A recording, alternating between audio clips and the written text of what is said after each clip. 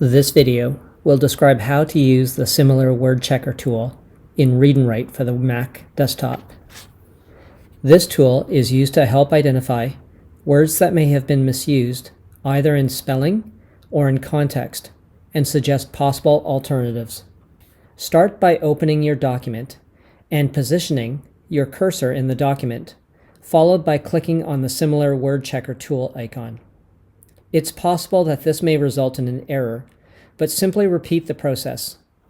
At this point, the program will run a check of the entire document for words which may have similarities to other words. The process will take a while to run, depending on the length of the document. Once the checker has completed, a new dialog window will open, listing the first word that has been identified with other words that share some similarity, either in spelling or pronunciation. The program will then list all words that might be used instead, but also the word as it has been used. For each alternative, the program provides a definition of the word along with a sample sentence to show how the word could be used.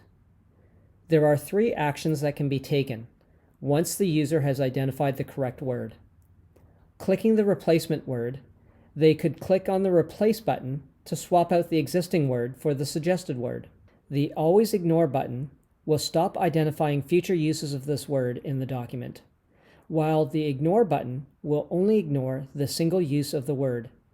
But should the word reappear elsewhere in the document, the display window will be presented again.